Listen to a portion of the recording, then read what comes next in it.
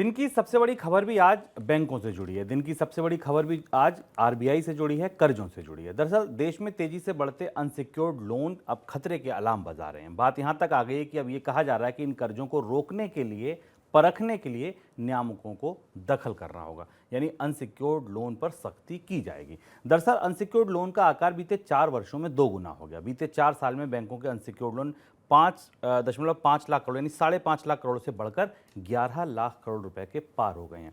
इनमें भी चिंता इसलिए ज़्यादा है क्योंकि इनमें वो कर्ज बहुत हैं जो छोटे कर्ज हैं। छोटे कर्जों का आकार यानी 50,000 रुपए से नीचे के कर्जों का आकार लगातार बढ़ रहा है। क्रेडिट कार्ड की आउटस्टैंडिंग लगातार बढ़ रही है। अनसिक्योर्ड लोन का बढ़ना लगातार चिंता का विषय बना हुआ है। सर, पहला सवाल तो यही सीधा कि ये बढ़ क्यों रहे हैं? इतनी ज़रूरत कहाँ से, इतनी मांग कहाँ से निकल रही है? शुभम, जैसा आपने बताया ना कि छोटी 50,000 रुपये तक के लोन हैं, इनमें जो ग्रोथ है वो करीब करीब 25% की दिखाई दे रही है। इसकी दो वजहें दिख रही हैं। एक तो ये कि ये ज़्यादातर लोन वो लोग ले रहे हैं जिन लोगों के पास क्रेडिट कार्ड्स हैं और शायद उनकी तनख्वाहों में, उनकी वेतन में, उनकी कमाई में कमी हुई और उनके खर्चे संयोजित करने के लिए उन्हें क्रेडिट कार्ड का सहारा लेना पड़ रहा है। एक चीज़। दूसरी चीज़ है कि इसमें से कुछ और स्मॉलर साइज लोन हैं जो पर्सनल लोन के तौर पर लोगों ने रखे हैं, जिसमें कि उन्होंने अपने ज़रूरी खर्चे पूरे करने के लिए कर्ज लिए हैं। और देखते देखते ये बाजार बढ़ते बढ़ते इतना बड़ा हो गया है कि अब रिजर्व बैंक को इसमें गहरा खतरा महसूस हो रहा है। क्योंकि खतरा इसलिए महसूस हो रहा है कि क्रेडिट कार्ड के लोन या छोटे पर्सनल लोन जिन लोगों ने लिए हैं उन्हें उनकी कमाई को लेकर या उनकी आय को लेकर जो परिदृश्य है अर्थव्यवस्था में बहुत अच्छा नहीं दिख रहा है। बेरोजगारी बढ़ी हुई है, कंपनियां हायरिंग नहीं कर रही हैं, आईटी सेक्टर में छटनी चल रही है। भारतीय अर्थव्यवस्था में अगले 3-4 महीनों में और ज़्यादा गिरावट आने की संभावना है और इसलिए इन बढ़ते हुए लोन पर अब रिजर्व बैंक को चुनौती बनती दिखाई दे रही है। सर, डर किस बात का है? सबसे बड़ा डर क्या है? डर इसलिए क्योंकि अनसिक्योर्ड लोन का मतलब है कि इनके पीछे कोई किसी तरीके का मॉर्गेज नहीं है, किसी तरीके की सिक्योरिटी नहीं है। तो अगर ये लोन डिफॉल्ट होता है तो 100% डिफॉल्ट होता है, पूरा का पूरा लोन डूबता है बैंक के लिए। जैसे सामान्य रूप से अगर आप कोई दूसरा लोन लेने जाते हैं, कोई कमर्शियल लोन लेते हैं या कोई बिजनेस लोन लेते हैं, अगर आप बिजनेस के लिए लोन लेते हैं तो कम से कम आप अपनी इन्वेंट्री हाइपोथिकेट करते हैं बैंक के पास, अपना सामान हाइपोथिकेट करते हैं, गोल्ड लेकर जाते हैं तो गोल्ड की करते हैं, मकान का लेकर जाते हैं तो मकान मॉर्गेज होता है, कार मॉर्गेज होती। पर्सनल लोन छोटी टिकट साइज के होते हैं और पूरी तरह डूबते हैं, लोग इसमें डिफॉल्ट करते हैं। आरबीआई चूंकि करीब से समझने की कोशिश कर रहा है कि 11 लाख करोड़ रुपए के लोन काफ़ी बड़ी संख्या और जिन लोगों को दिए जा रहे हैं उनके फाइनेंशियल प्रोफाइल्स कमज़ोर हैं, वीक हैं, उनकी ताकत नहीं है कि वो अर्थव्यवस्था में होने वाले उतार चढ़ाव देख सकें। ग्रोथ की स्थिति ये है शुभम कि 2022 में इनकी ग्रोथ 18 अप्रैल 2022 तक इनकी ग्रोथ 18% थी अनसिक्योर्ड लोन की, जो 2023 में बढ़ के अब 29% के आसपास हो गई। इसमें भी क्रेडिट कार्ड आउटस्टैंडिंग तो 20% की दर से बढ़ी थी पिछले साल। इस साल मतलब 2021-22 में, 2022-23 में क्रेडिट कार्ड की आउटस्टैंडिंग 30% से ज़्यादा बढ़ी है।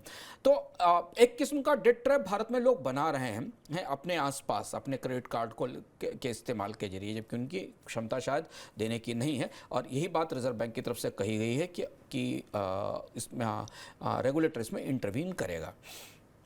सर, अब अगर रेगुलेटर इंटरवीन करेगा, आपने अपनी बात यहाँ करी, किस तरह इंटरवीन करता है? रेगुलेटर का काम तो उस तरह का है नहीं कि वो कर्ज बांटने में आए, वो तो रेगुलेट करता है। मुझे लगता है कि रिजर्व बैंक की तरफ से अनसिक्योर्ड लोन्स के लिए अब कुछ नए नियम आएंगे जिसमें संभावना ये होगी जानने की कि अनसिक्योर्ड लोन जो लोग ले रहे हैं उनके प्रोफाइल्स क्या हैं। बैंक इस बात पर चेक करें, उनके पिछले ट्रैक रिकॉर्ड्स चेक करें, उनके पेमेंट्स के रिकॉर्ड को चेक किया जाए।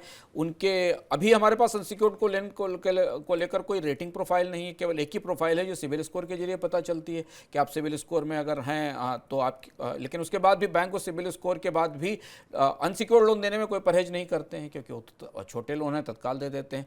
लेकिन अब रिजर्व बैंक शायद ऐसे नियम बना सकता है कि वो लोग जिनकी रेटिंग प्रोफाइल अच्छी नहीं है, जो कर्ज चुकाने में मुश्किल महसूस करते हैं, उन्हें लोन ना दिया जाए।